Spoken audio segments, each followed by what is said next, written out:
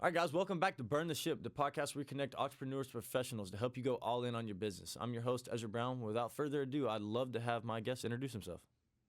I am Josh Trokey. I'm the owner of Pedal Stomper Productions. We do photo, video, and it's all in the name of taking the pain out of content creation for businesses. And the biggest way we do that is with video podcasts, much like we're doing right here. Absolutely. So, Josh, I love the name first and foremost. I would like to get into it. Pedal Stomper. Is that y'all putting the tires to the road and getting upbeat, or what you got with it? How'd Um, that come about? so it started out as I actually used to race bicycles, Okay. and I was a BMX sprinter or and road bikes. okay. So I was a sprinter, and so if you give me 250 meters of road with a town limit sign or a finish line there, I was going to try and beat anyone to that. And one guy's like, dude, you are trying to stomp the pedals off the bike. And that's where it kind of came on as a nickname. And then years later, when I started the business, I'm like, yeah, that's what we'll go with. I love it. I love it. Well, Josh, give us kind of like a little story of kind of how you got into this production side of the world. It's definitely a new age vertical that there is for us to hop into, but kind of tell us how you got into it, because I'm sure there was some corporate life before this or something that you were doing before that got you to be like, screw this, I'm jumping, I'm burning this ship. You know what I mean? I lit it on fire and walked away and well swam Absolutely. away. Love it. So for me, I spent years in the automotive realm, went into agriculture for a while, ended up working in semi trucks, and I was a salesperson. There were some things going on with my territory that made it so it wasn't exactly easy to sell trucks. There was another salesman that they would let take over my territory, which wasn't good. So I'm like, I need to sell trucks someplace else. I've always loved photo and video, never really did much with it, and I started a YouTube channel. I had sent like 20 trucks to Chicago, and I'm based in northeastern Ohio. I'd send a number of trucks to Georgia, send a couple of them to South Carolina, all based off of that YouTube channel. So I really loved talking with people like this. I loved the stories that I would get from working with people.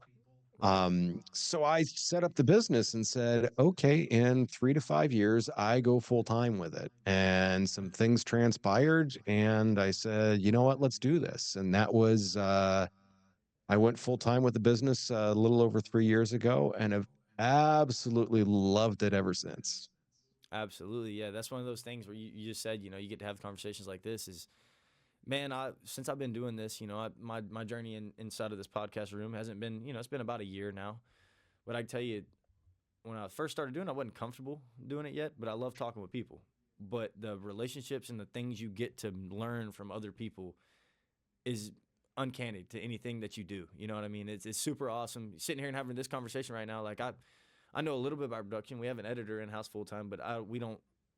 That's not what we do. You know what I mean? It's something where I get to hear a story and get to hear somebody else's point of view of what they do, which is incredible. It's one of those things that's kind of undefeated in the world is you get to learn knowledge from other people. It's one of those It, things re- you take a tidbit from any person you ever meet. it really is. And I mean, so like some people that I've had in the studio recently, I had someone that used to be the head of security for Marine One. He did that for two different presidents.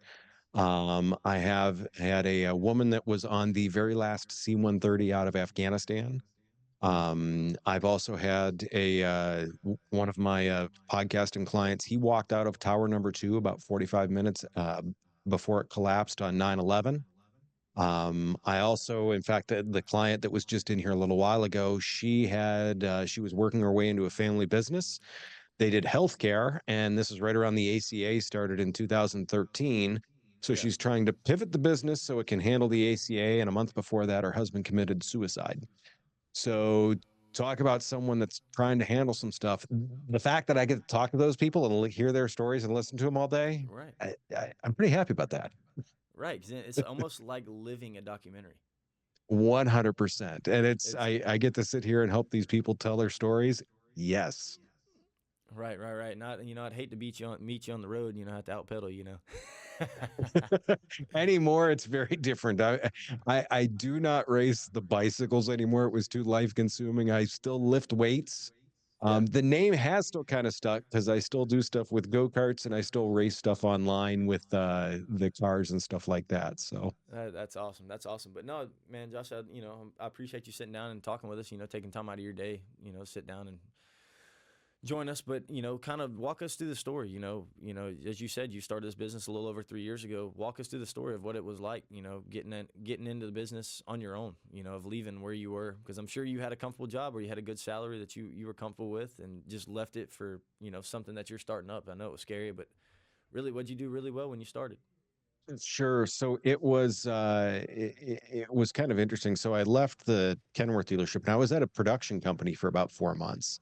Mm-hmm. And it was the worst place I'd ever worked. And that was the point where my wife looked at me and said, "You know what? You said 3 years ago that you in 3 to 5 years were going to do this." And I'm like, "Yep." So it was with her support, but then some things changed there. We're still together, but we had to live separately for about the past 3 years. So 3 weeks after I went on my own, the biggest challenge was going from two incomes to one income. So that Right. is, hang on to your hats, folks. We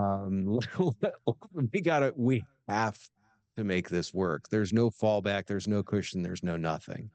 Right. So from that, I have what's interesting for me is I have an operational background. I've always been involved with ops in some area. So I played to that kind of as my strength when it came to talking to clients, talking to customers, working with stuff like that. It was making sure that it was this smooth thing because I mean, there's so many people in businesses that are there. There's great auto mechanics that couldn't run an auto mechanic business because it is very, very different. You kind of have to have your foot, I don't want to say on both sides of the fence, but you kind of do in a way. 1,000%. 1,000%. Joe at Joe's Plumbing is a really good plumber, but he don't know how to run the business on the back end. Yeah. And that's so for me, having that back end, like larger business experience, at when I was at the semi truck place, I had 170 people that I was responsible for at one point. Then I went to having just the one person. So I just cut the 70 off and left the one there. Is something. So trying to figure out, I mean, I felt I did very well with 170 people, but how do you run one person? And that is a vastly different ball game that we're always trying to figure out. And it's that constant evolution while what's tough, and I think a lot of business owners, I've talked about this with them, our ability to say, nope, this is the way it is, and be sticks in the mud is one of the things that make it so we can survive the tough times. It is also what makes some tough times for us because we're like, nope, this is the way it is, and it's tough to adapt then. 1,000,000%. Yeah, 1,000,000%. I completely agree.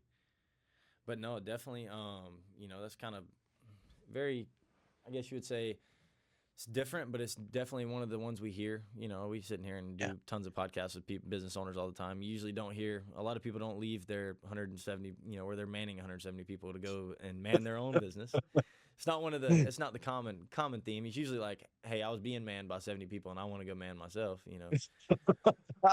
I've But heard that a lot too. And it's for me, it was I've always had a tough time working for other people in some cases because I'm a very direct thinker. right, Point A to point B, point A to point B. I don't wander to C and D very well. So when someone's wandering C and D, I'm like, no, no, no, over here, over here. And not everyone likes that. right. Everybody, it's not people got to conform what they got to conform to where they're at in their environment. You know what I mean? You got to work around your environment or be a part of it, be a part of the Yep. ecosystem. But no, and what did you do? You did said what you did really well, but what was it that you struggled with when you first hopped out of there and you first hopped into your own endeavor? What was the one thing that you knew that you were like, all right, we've got to work on this. You're probably still working on it today, though. I know it's very nuanced, but it's probably still something that you're still crafting right now. It's getting out of the business, I guess I would say, working on it more than in it. There's still a lot of things that I am doing that I need to be I guess I would say working with those around me to say, okay, look, I need you to take this on. Right. Um, I've always been very much the servant leader. Yeah. Um, I had a great mentor that basically told me, he goes, there's a statement, or there's always a statement. And he goes, but you can never say this statement without asking a question after it. And the statement was, here's where we need to go, or here's what we need to do. So you give people the directive. You cannot give them that directive without saying, how can I help? Mm-hmm. Unless you do that second one, don't you dare do the first one. So I had that mindset. So it's tough for me in some cases to let go of some of the stuff. So that way I can work on the business itself rather than being stuck in an editing bay for 8, 10, 12 hours, or I mean, studying some of the nuances with stuff. I need to know that, but I really need to have someone else that's going to dive into that. So giving some of that stuff up has been a big piece for me. Okay. Yeah. Giving a little bit of your power. Yeah, it's not for me, it's not even just the power. It's like, oh, I can just take care of this. Right. Um, I've always been a doer, and sometimes you have to not be the doer in order to maintain some personal sanity. No, 1,000,000%. I definitely agree. You got to give yourself some downtime for your own self and your own family time and kind of whatever your life pertains to outside of the office. Right. Right. And then kind of what's your day to day like? What it start like and kind of what's it like now? Vastly different. When it started before, I was very much just out of the gate. I had a couple of pretty good clients kind of lined up already that were looking to expand what we did with them. Right. So that became very easy. But what I didn't see in that was there was a number of those projects had finite ends to them. One wanted us to do videos for trucks that they had, and I was like, great. But what I wasn't thinking of is when they ran out of models of trucks, well, then the project's done. So it started out with me filming, editing all the stuff, and then now it has evolved to me working more with the clients instead of on the projects and stuff like that. I'm still heavily involved with that, but it's more of the guiding than the hands-on with a lot of the stuff in terms of especially the back end, the editing and the posting and stuff like that. Right. Right. Which I bet you're thankful for. You ain't got to be as involved in that editing room. I know the long hours. I see our editor in here. He sits here with his hood on and his glasses on for hours in the dark. He's like, I ain't looking at this light no more. It's funny. I do enjoy the editing process, but when I look at the time that's spent in it and the amount, I mean, what it's the value in the editing is fairly high, but it's something that I can have someone else do. And as long as I spend the time to have the operations, so that way people don't know if it's me editing or someone else, Right. then we're in good shape. All right. That's awesome. And then what do you guys do to grow your business? Is it the networking, the word of mouth, face to face networking? Kind of how is that? Advertising. What is your all's methods of growing the business? What are you seen has been your best resource over the last couple of years? Just being involved. To us, I've always said success is a shared thing. And 100%. for with our clients, I always say, look, if this project isn't successful for you, it's not going to be successful for us. So that is why we make sure that we work with them on gearing up from the beginning. But with that, for me, the piece in that is just really going out and talking with people. I will sit down and talk with anyone for 20 minutes, half an hour about podcasting and just to answer their basic questions. And the way that I look at those types of things is if I answer their questions and they're like, oh, yeah, I really need to do a podcast and I really need someone's help with it, I'm going to have him help us. Great, I've Right. got a client. If I just sit down and answer their questions, I don't have a client, but I help someone. And Right. in helping them, that always, always, always seems to find its way back to you. It may not be for 6, 8, 10, 12 months, but it finds its way back to you. So for me, it's to get out and to talk with people. It's being at events, it's being online, it's just all in all being out and supporting people.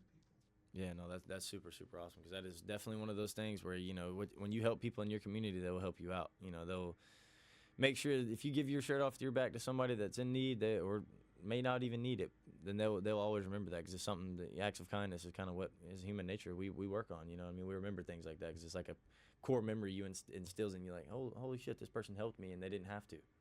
Right. You know, Right. That's, so I that mean, for definitely helps. instance, I'm speaking to a group. There's a Main Street program here in Barberton, Ohio. And I'm speaking to a group about that tomorrow evening about just basic marketing.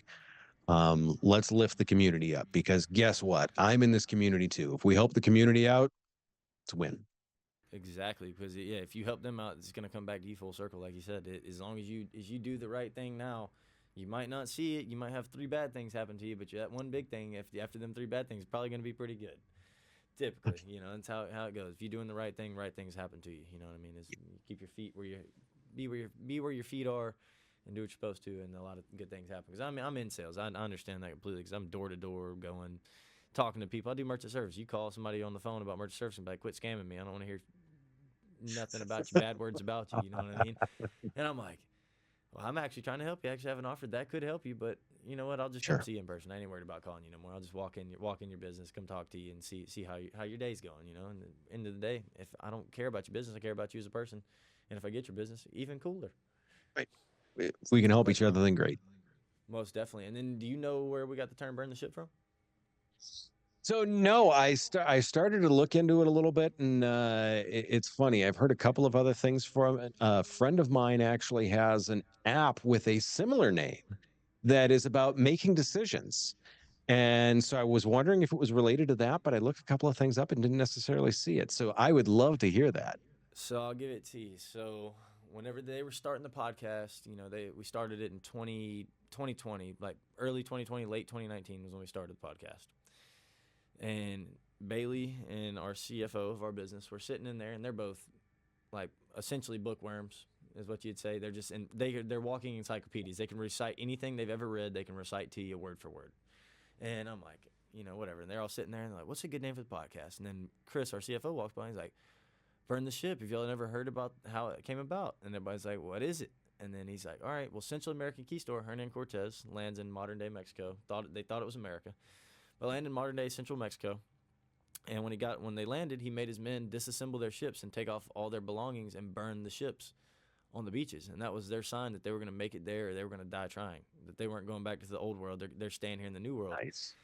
And whenever he said that, everybody was like, ding, ding, ding, ding, ding, around the office. It's like, yep, that's going to be the one. And then it's going to be burn the ship. And it made so much sense because that's what we do in business. Entrepreneurs, you know, like you said, you lit it on fire and threw it in a trash can. You know, that was where it went for you. But you knew where you were sailing, where your sails were set to go to. You know what I mean? And that was kind of your perfect example of what it is to burn the ship. And that's kind of what were the emotions for you whenever you burn the ship.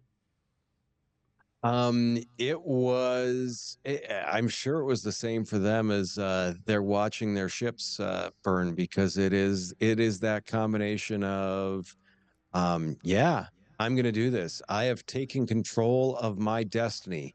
And uh-oh, uh, it is the two pieces to it.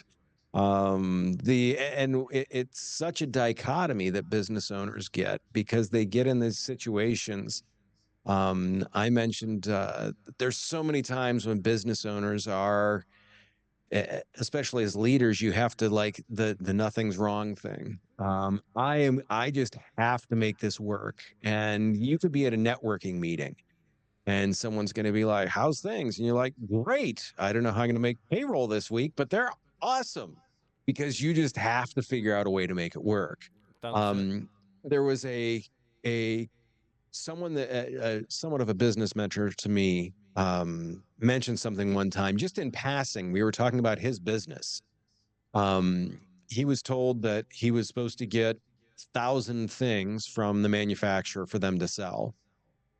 He goes, yeah. He goes, I just got the phone call that next year we're only going to get 700 instead of 1,000. And I'm like, that's a big hit to business, isn't it? And he just shrugged his shoulders and he goes, moving target. And I was like, holy cow.